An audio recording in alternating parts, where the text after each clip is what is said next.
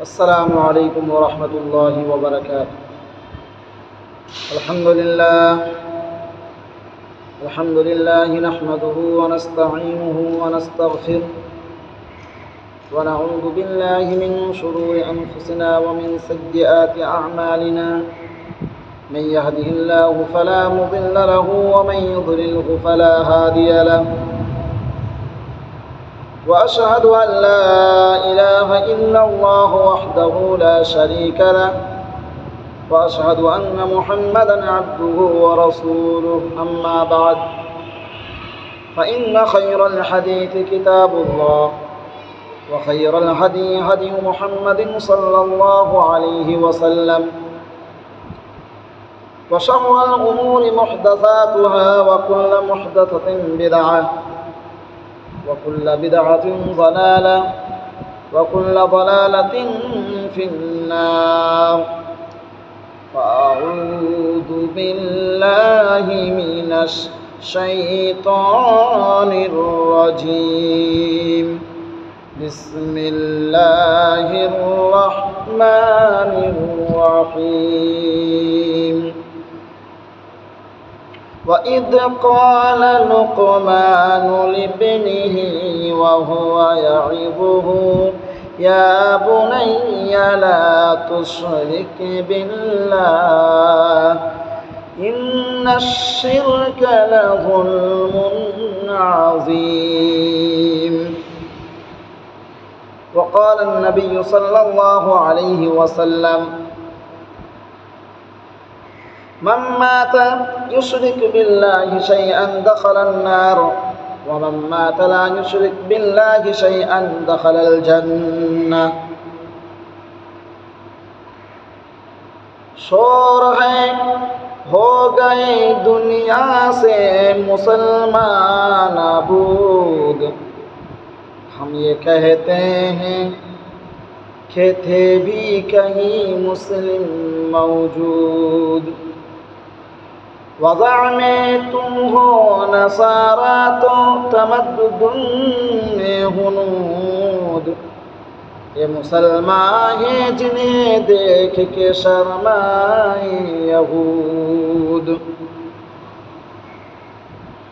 समस्त प्रशंसा যাবতীয় গুণগান গুণকীর্তন সেই মহান আল্লাহ রাব্বুল আলামিনের জন্য, যে মহান আল্লাহ রাব্বুল আলামিন তিনি আমাদেরকে আশরাফুল মাখলুকাত করে সৃষ্টি করেছেন তথা গোটা বিশ্বে মানব জাতিকে তিনি সম্মান দিয়েছেন, মর্যাদা দিয়েছেন, তাই তার শুকরিয়া আদায় করি বলি আলহামদুলিল্লাহ। তারপরে মানবতার মুক্তির জন্য, তাদের হেদায়েতের জন্য, তাদের সরল সঠিক রাস্তার জন্য আল্লাহ রাব্বুল আলামিন যুগে যুগে অসংখ্য রাসূল এবং পয়গম্বর এই দুনিয়াতে প্রেরণ করেছেন। তার মধ্যে সবথেকে শ্রেষ্ঠ রাসূল সৈয়দুল আম্বিয়া, নবীগণের সরদার, আমিনাল্লাল মরুদুলাল, আখিরি জামানার পয়গম্বর হযরতে মুহাম্মদ সাল্লাল্লাহু আলাইহি ওয়াসাল্লাম এবং তার পরিবার এবং তার সাহাবীদের উপর এবং সমস্ত মুমিনাতের উপর সহস্র দরুদ ও শান্তির ধারা বর্ষিত হোক। আল্লাহুম্মা সাল্লি আলাইহি আল্লাহুম্মা বারিক আলাইহি। প্রিয় শ্রোতাবিন্দু, আমরা সকলে অবগত আছি যে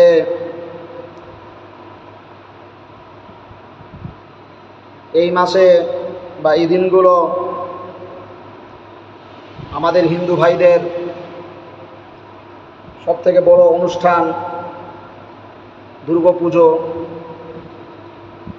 বা তাদের পুজো বা তাদের সবথেকে বড় এটা খুশির তেওয়ার বলতে পারি আমরা, বিশেষ করে বাঙালি ভাইদের জন্য, বাঙালি হিন্দু ভাইদের জন্য তাদের একটা বড় উৎসব বা বড় তেওয়ার। তাদের ধর্ম তারা আনন্দে উদযাপন করবে, আনন্দের সহিত তারা পালন করবে, এতে আমাদের কোনো রকমের কোনো দুঃখ নেই। তাদের ধর্ম তাদের জন্য, তারা তাদের ধর্ম পালন করবে, আর আমাদের ধর্ম আমাদের জন্য, আমরা আমাদের ধর্ম পালন করব। নিজ নিজ ধর্ম নিজ নিজ ধর্মীয় লোকদের কাছে, কিন্তু মুসলমান হয়ে যারা এক আল্লাহ রাব্বুল আলামিনের তৌহিদের তার একত্বতার সাক্ষ্য প্রদান করেছে, তাদের জন্য কোনো ধর্মের কোনো উৎসব আয়োজনকে সমর্থন দেওয়া কোনো মুসলমানদের জন্য এটা আল্লাহ রাব্বুল আলামিন জায়েজ করেননি, বৈধ করেননি। কিন্তু আল্লাহ রাব্বুল আলামিন প্রত্যেকটি মানব জাতিকে তিনি সম্মান দিতে বলেছেন, আর প্রত্যেকটি মানব জাতিকে তিনি সম্মান দিয়েছেনও। কোরআনে মাজিদ আল্লাহ রাব্বুল আলামিন বলেন, ওয়ালাকাদ কাররামনা বানি আদামা ওয়া হামালনাহুম ফিল বাররি ওয়াল বাহর। আমি বনি আদমকে, আদম সন্তানকে মর্যাদা দিয়েছি, সম্মান দিয়েছি জলে এবং স্থলে। তো আদম সন্তান হিসাবে প্রত্যেকটি ব্যক্তির সম্মান রয়েছে। আর আল্লাহ রাব্বুল আলামিন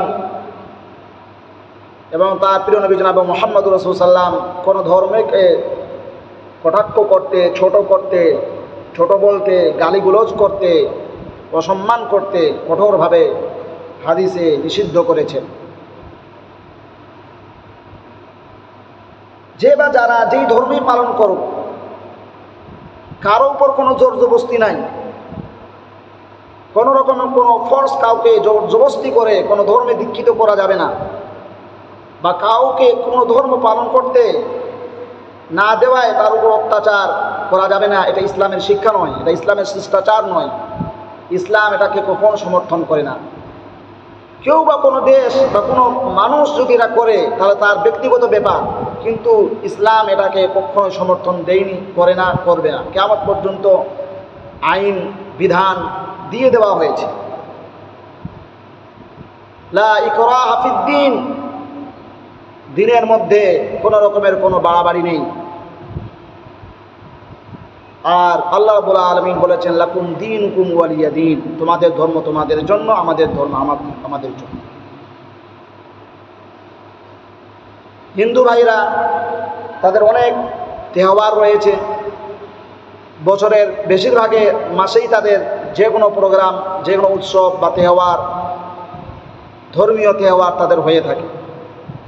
তারা তাদের ধর্ম পালন করুক, এতে কোনো অসুবিধা নেই। কিন্তু মুসলমানেরা কোনোভাবেই তাদের ধর্মীয় অনুষ্ঠানকে বা অনুষ্ঠানে কোনো রকম সাহায্য সহযোগিতা করতে পারে না, বা কোনো হিন্দু ভাই কোনো মুসলমান ভাইকে ফোর্সও করতে পারে না, জবরদস্তিও করতে পারে না। কারণ হিন্দু ধর্মেও কোনো অন্য ধর্মের লোকদেরকে জুলুম করে, নির্যাতন করে বা তাকে ফোর্স দিয়ে কোনো রকমভাবে ধর্ম মানাতে বাধ্য করতে হবে, এইরকম শিক্ষা হিন্দু ধর্মেও নেই বা কোনো ধর্মেই নেই। প্রত্যেকটি ধর্মের ভালো দিক রয়েছে, কিছু ভালো দিক রয়েছে। তো ইসলাম সেই ভালো দিকগুলোর দিকে মানুষদেরকে আহ্বান জানিয়েছে, সাদরে আমন্ত্রণ জানিয়েছে। قل يا أهل الكتاب تعالوا إلى كلمة سواء بيننا وبينكم ألا نعبد إلا الله ولا نشرك به شيئا قل يا أهل الكتاب, যারা কিতাবধারী, যাদের কাছে কিতাব রয়েছে, সে সমস্ত ধর্মীয় লোকদেরকে সম্বোধন করে আল্লাহ রাব্বুল আলামিন বলছেন, তোমরা আসো এমন একটি বিষয়ের দিকে যা আমাদের মধ্যে আর তোমাদের মধ্যে এক সমান। সেটা কি? সেটা হলো যে আপনাদের, তোমাদের এবং আমাদের ইলাহ, উপাস্য মাবুদ, একমাত্র উপাস্য, একমাত্র ইলাহ তিনি হলেন আল্লাহ রাব্বুল আলামিন। তিনি একমাত্র উপাস্য, আমরা শুধু তার ইবাদত করি এবং তার সঙ্গে কাউকে শরীক স্থাপন করব না। এটা প্রত্যেকটি ধর্মের মূল কথা। এই মূল কথার দিকে ইসলাম পৃথিবীর সমস্ত মানুষদেরকে দাওয়াত দিচ্ছে। ইয়া আইয়ুহান নাসু উবুদুল্লাহা রাব্বাকুম হে মানব সকল, তোমরা সে আল্লাহর ইবাদত করো যিনি তোমাদের প্রভু পালনকর্তা, যিনি পালনকর্তা প্রতিপালন করতেছেন, তিনি একমাত্র ইবাদত পাওয়ার যোগ্য, তারই ইবাদত করো, তার সঙ্গে কাউকে শরীক স্থাপন করো না। যিনি তোমাদেরকে সৃষ্টি করেছেন, আসমান থেকে পানি বর্ষণ করেন, জমিন থেকে তোমাদের জন্য খাদ্য উদ্গত করে তোমাদের জন্য কি সুন্দর খাবারের ব্যবস্থা করেন, জমিনকে বিছানার মতো বিছিয়ে দিয়েছেন, চলার রাস্তা করে দিয়েছেন, আসমানকে তিনি সুসজ্জিত করে দিয়েছেন, দুপেটা নাপাক পানি থেকে তিনি স্বামী এবং স্ত্রীর মিলনে কি সুন্দর করে তিনি মানুষ সৃষ্টি করেছেন, মানুষকে তিনি জোড়ায় জোড়ায় সৃষ্টি করেছেন, আর তিনি মানুষকে জোড়ায় জোড়ায় সৃষ্টি করেছেন, আরাম এবং শান্তির জন্য তিনি নিদ্রা দিয়েছেন, রাত দিয়েছেন, এবং কামাই রোজগার করার জন্য, ইনকাম করার জন্য, রুজি রোজগারের জন্য তিনি দিন দিয়েছেন। তিনি আল্লাহ রাব্বুল আলামিন মেঘমালা থেকে আসমান থেকে বৃষ্টি বর্ষণ করেন, সেই বৃষ্টি জমিনে পতিত হয়, শুষ্ক হয়ে যাওয়া জমিন থেকে যখন জমিনে বৃষ্টি হয়ে যখন জমিন শীতলতা হয়ে যায়, নামি হয়ে যায়, সেই ফেটে যাওয়া চইচুই হয়ে যাওয়া শুষ্ক জমিন থেকে আবার আল্লাহ রাব্বুল আলামিন কিভাবে প্রাণের সঞ্চার করে দেন, ছোট্ট ছোট্ট চারা উদ্গত হয়, বীজ থেকে অঙ্কুরিত হয়, এবং মরে যাওয়া জমিনকে আল্লাহ রাব্বুল আলামিন কি করে দেন, আবার জীবিত করে দেন, সেখান থেকে আবার কি হয়, রিজকের আল্লাহ বন্দোবস্ত করেন, মানুষ খায়, পশু প্রাণীরা খায়, সবাই জীবিত থাকে। এই হলেন আল্লাহ রাব্বুল আলামিন। তো এরকম আল্লাহ রাব্বুল আলামিন যিনি এত কিছু করছেন, তিনি একমাত্র উপাস্য পাওয়ার, ইবাদতের হকদার একমাত্র তিনি ছাড়া আর কেউ নয়। আর আমরা মানুষেরা যার ইবাদত করে, যাকে নিজের হাতে তৈরি করে, তাকে মাবুদ হিসাবে মানে, ইলাহি হিসাবে তাকে মানে, বা যিনি ইলাহ তার নৈকট্য অর্জনের জন্য তাকে বানিয়ে তার কাছে যে তারা উৎসর্গ করে, তাকে যে পূজে, আল্লাহ রাব্বুল আলামিন এটার জন্য কোনো বিধিবিধান দেননি, এটার কোনো দলিল তিনি নাজিল করেননি, এটার কোনো দলিল নেই, প্রমাণ নেই। তিনি কোথাও বলেননি যে আমার এই সৃষ্টি জগতের মধ্যে আমার সৃষ্টির সঙ্গে অন্য কারো শরীক আছে। আল্লাহ যিনি একমাত্র উপাস্য, তিনি কমজোর না, তার কোনো কাউরে শক্তির সাহায্য নেওয়ার প্রয়োজন পড়ে না, তিনি শুধু বলেন হো আর হয়ে যায়। আল্লাহ রাব্বুল আলামিন তিনি এত পরাক্রমশালী, এত বড় তিনি রাজা মহারাজা, এত বড় তিনি শক্তির আধার, যে আল্লাহ রাব্বুল আলামিন এই পৃথিবী এবং জমিন তিনি সৃষ্টি করেছেন, কারো এতে কোনো তিনি সাহায্য নেননি, কাউরে সাহায্য নেননি। এবার যদি কেউ এটা মনে করে যে আল্লাহ রাব্বুল আলামিন তিনি একাই এই কাজটি করতে পারেননি, অন্য কেউ তার সমর্থন করেছে, তো এটাই হলো অংশীদার, এটাই হলো শিরকিয়া কথা, এটাই হলো অংশীদারিতা সাব্যস্ত করার কথা। কারণ আল্লাহ রাব্বুল আলামিন তিনি বলেছেন যে আমার এই মালিকানায়, আমার এই সৃষ্টি জগতের সৃষ্টির মধ্যে আমি যে স্রষ্টা, এই সৃষ্টি করার কাজে কোনো রকম আর আমার ব্যতি রেখে অন্য কারো কোনো রকম কোনো হিস্সা নেই, কোনো অংশীদারিত্ব নেই। একের বেশি যদি মাহবুদ হতো, প্রভু হতো, শক্তির আধার কেউ থাকতো, তাহলে এই পৃথিবীও টিকে থাকতো না, পৃথিবী ধ্বংস হয়ে যেত, ধ্বংসে পরিণত হয়ে যেত। যেমন করে আজ পৃথিবীতে আমরা দেখতে পাচ্ছি, যে দেশ সুপার পাওয়ার, যে দেশে শক্তি আছে, একে অপরকে কেউ পাত্তা দিতে চায় না, একে অপরের সঙ্গে সব সময়ের জন্য লড়াই, ঝামেলা, ঝগড়া লেগেই থাকে। এইরকম এই যে গোটা পৃথিবী, নবমণ্ডল, ভূমণ্ডল, এত বড় একটি রাজত্ব, এই রাজত্বে যদি একের বেশি যদি মাহবুদ থাকতো, তাহলে একদিন না একদিন নিশ্চয়ই ঝগড়া লেগে যেত, ফাসাদ লেগে যেত। আর মাহবুদে যদি ঝগড়া লেগে যায়, তাদের ঝগড়ার কারণে আকাশ পাতাল ভারী হয়ে যেত, ধ্বংস স্তূপে পরিণত হয়ে যেত। হাজার হাজার বছর ধরে এই পৃথিবী, আকাশ, চন্দ্র একই রকম চলছে, একই গতিতে চলছে, এটা প্রমাণ দিচ্ছে যে যিনি চালাচ্ছেন তিনি একাই একজন চালাচ্ছেন, যার জন্য কোনো রকম কোনো খুঁত পাওয়া যায় না, কোনো রকম কোনো অশান্তি বিশৃঙ্খলা এখানে নেই।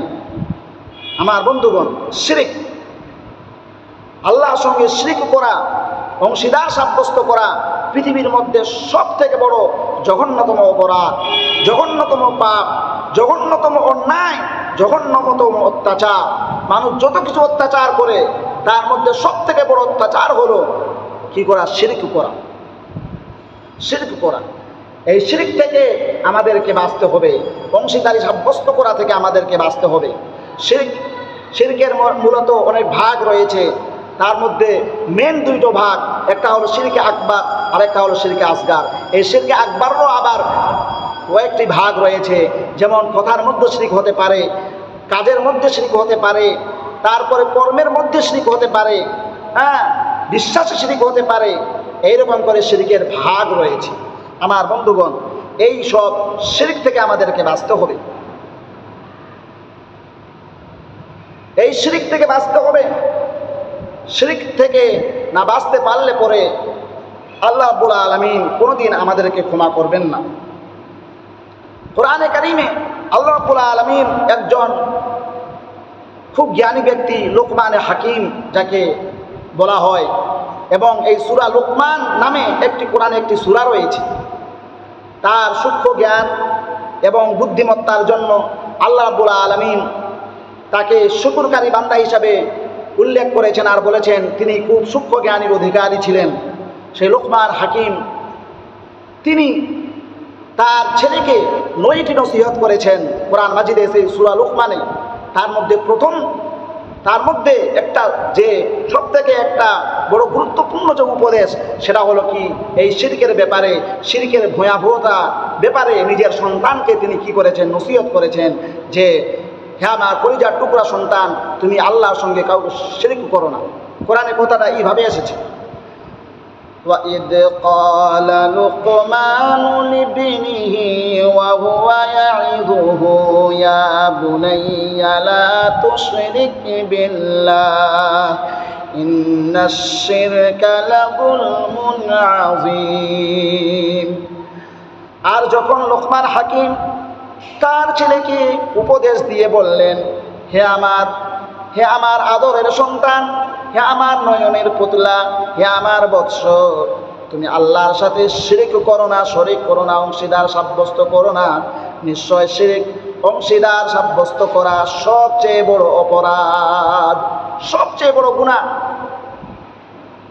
এই যে দুর্গাপুজো, এই দুর্গাপুজোতে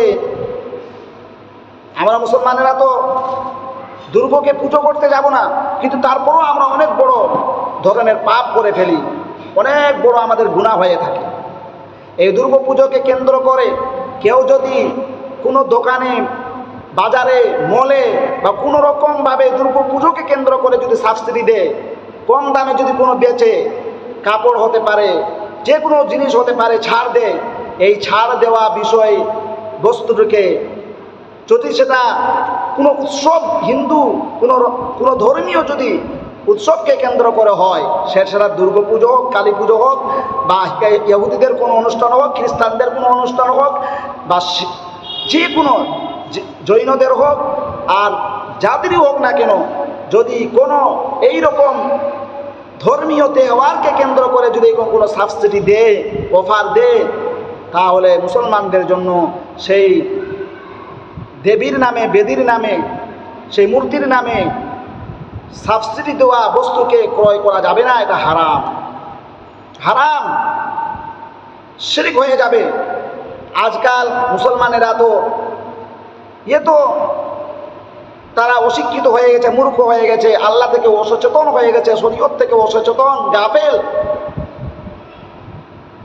আমরা দেখতে পাচ্ছি যে মূর্তি পুজোর সঙ্গে ব্যানার লাগিয়ে মূর্তি পুজোর ছবি, দুর্গা পুজোর ছবি, আর তাদের সেই ব্যানারে তার ছবি আর হাত জোড়ে সে আছে, আর ওখানে বিভিন্ন রকমের দলের সঙ্গে সে সংযুক্ত, মানে ভোট নেওয়ার জন্য, ভোটের ব্যাপারে সেখানে আবেদন করছে।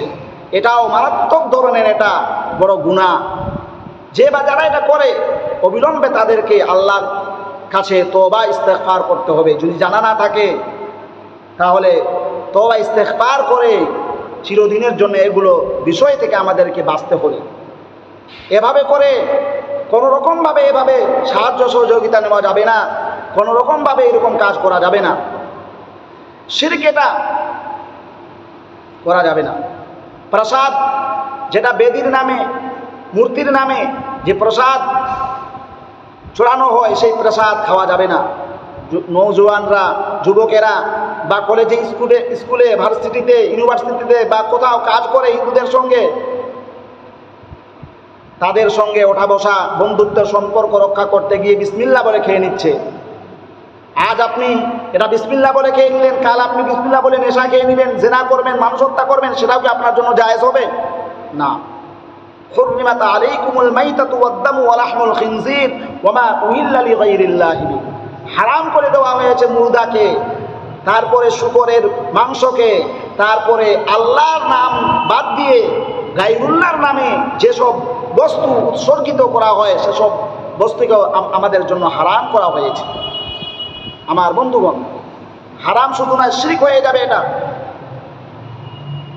এমনকি দুর্গা পুজোর নাম করে যদি কেউ মিষ্টি তৈরি করে কোনো দোকানে, কোনো হিন্দু ভাই, সেই মিষ্টিকেও ক্রয় করা যাবে না, সেই দোকানেও ক্রয় করা যাবে না। মূর্তি পুজোকে কেন্দ্র করে যদি সে ব্যবসা বাণিজ্য করে, সেই দোকান থেকে কোনো ক্রয় করা যাবে না। এটা সব কিছু হারাম, শিরকের মধ্যে শামিল। মানুষেরা বলে ধর্ম যার যার, উৎসব সবার। এটা হলো সেকুলারিজম একটি কথা। এটা যারা সেকুলার, কোনো ধর্মকে মানে না, তাদের কথা, নাস্তিকদের কথা এটা। ধর্ম যাদের যাদের, তাদের উৎসব তাদের তাদের। ধর্ম যার যার, উৎসব সবার নয়। আপনার ধর্ম আপনার উৎসব পালন করুন। হ্যাঁ, যদি বাজারে সাধারণ ছাড় দেওয়া হয়, যে সাধারণ ছাড়, কোনো মূর্তি পূজার নামে ছাড় নয়, সাধারণ ছাড়, তাহলে সেখান থেকে নেওয়া যাবে কোনো বস্তু। সাধারণভাবে আগে থেকে তিনি দোকান চালান, সাধারণভাবে তিনি চালাচ্ছেন, তাহলে সেই দোকান থেকে ক্রয় করা যাবে। কিন্তু কোনো উৎসবকে, কোনো পুজোর কোনো উৎসবকে, কোনো ধর্মীয় উৎসবকে কেন্দ্র করে যদি সে কি করে ব্যবসা বাণিজ্য করে, সেখান থেকে কোনো বস্তু নেওয়া যাবে না। আমাকে আপনাদেরকে বেঁচে থাকতে হবে, বেঁচে থাকাটাই ভালো। ইমানের হেফাজত করা এটা প্রত্যেকটি মানুষের নিজ নিজ দায়িত্ব। যদিও বা মূর্তি পূজা মানব জাতির ইতিহাসে প্রাচীনতম ভ্রান্ত পথ। আল্লাহ মানুষকে সৃষ্টি করেছেন একমাত্র তার ইবাদতের জন্য, কিন্তু শয়তান মানুষকে মূর্তির সামনে মাথা নত করিয়েছে। ইসলামে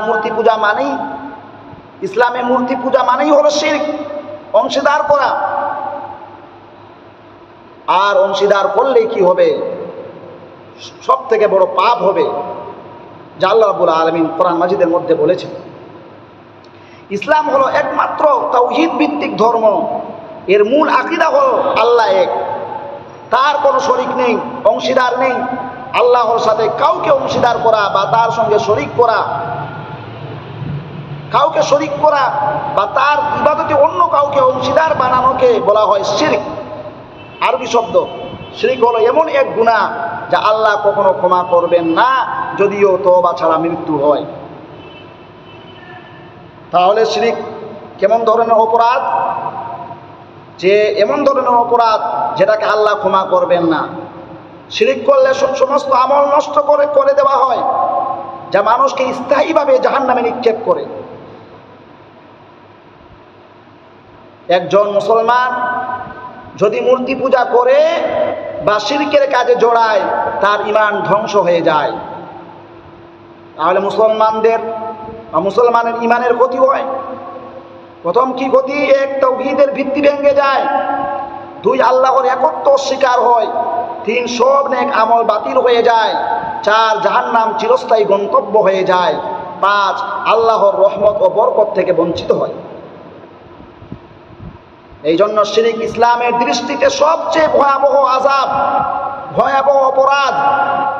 মুসলমান যদি দুর্গা পূজা বা অন্য কোনো অমুসলিমের ধর্মীয় পূজা পার্বণে অংশগ্রহণ করে, তবে সরাসরি বা পরোক্ষভাবে শিরকের প্রতি সমর্থন প্রদর্শন করে, যা ঈমান ধ্বংস করে দিতে পারে।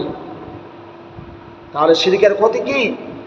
আল্লাহর রহমত থেকে বঞ্চিত হওয়া, ক্ষমাহীন অপরাধ, তওবা ব্যতীত সকল আমল নষ্ট হয়ে যায়, চিরকাল জাহান্নামে থাকা, দুনিয়াতে হীনতা ও অপমান ভোগ করা, এসব হলো শিরকের ক্ষতিগ্রস্ততা। আর দুর্গা পুজোয় মুসলমানদের যাওয়ার ক্ষতি। দুর্গা পূজা হিন্দু ধর্মের একটি পূজা, যেখানে প্রতিমা পূজা হয় এবং বহু প্রকার রীতিনীতি পালিত হয়। ওগুলোর সরাসরি শিরক, এগুলো সরাসরি শিরক। মুসলমান যদি সেখানে অংশ নেয়, তবে এর ক্ষতি হলো এক, ঈমানের ক্ষতি। শিরকের সমর্থন করা ঈমানকে দুর্বল করে বা নষ্ট করে দেয়। দুই, আল্লাহর গজব। শিরক এমন একটি অপরাধ যা আল্লাহ কখনো ক্ষমা করবেন না যদি তওবা না করা হয়। তিন, আমল নষ্ট হয়ে যায়। শিরক অবস্থায় মৃত্যুবরণ করলে সব আমল বাতিল হয়ে যাবে। চার, জাহান্নামের হকদার হবে, শিরককারী চিরকাল জাহান্নামে থাকবে। পাঁচ, দুনিয়া অপমান হবে সে, শিরককারী দুনিয়াতেও শাস্তি, সম্মান ও বরকত থেকে বঞ্চিত হয়। শিরক সম্পর্কে আল্লাহ রাব্বুল আলামিন কোরআনের মাজিদের মধ্যে কি বলেছেন? সূরা নিসার মধ্যে আল্লাহ রাব্বুল আলামিন বলেছেন, ইন্নাল্লাহা লা ইয়াগফিরু আন ইউশরাকা বিহি ওয়া ইয়াগফিরু মা দুনা যালিকা লিমান ইয়াশা ওয়া মান ইউশরিক বিল্লাহি ফাকাদ ইফতারা ইসমান আযীমা। নিশ্চয় যারা আল্লাহর সঙ্গে অন্য কাউকে শরীক করে, আল্লাহ রাব্বুল আলামিন কখনোই তার এই গুনাহকে, অপরাধকে তিনি ক্ষমা করবেন না। এর ব্যতি রেখে যদি অন্য কোনো গুনাহ করে থাকে, আল্লাহ চাইলে ক্ষমা করে দিতে পারেন। আর যে আল্লাহর সঙ্গে শরীক করে, সে বড় অপরাধ করে, বড় গুনাহ করে। আল্লাহ রাব্বুল আলামিন কোরআন মাজিদের মধ্যে বলেছেন, ঈসা আলাইহিস সালামের ব্যাপারে বলেছেন যে নাসারারা বলে যে ঈসা ইবনে মারইয়াম তিনি হলেন আল্লাহ, নাউযুবিল্লাহ। আল্লাহ রাব্বুল আলামিন কোরআন মাজিদের মধ্যে বলেছেন, লাকাদ কাফারাল্লাযীনা ক্বালু ইন্নাল্লাহা হুয়াল মাসীহু ইবনু মারইয়াম। যারা আল্লাহর সঙ্গে কুফরি করেছে, তারা বলে আল্লাহ তিনি হলেন মাসীহ ইবনে মারইয়াম, নাউযুবিল্লাহ।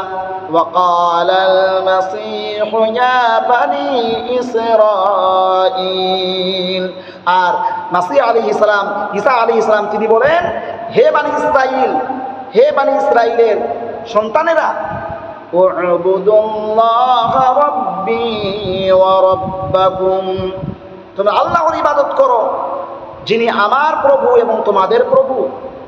ইন্নাহু মান ইউশরিক বিল্লাহি ফাকাদ হারামাল্লাহু আলাইহিল জান্নাতা ওয়া মাআওয়াহুন নার।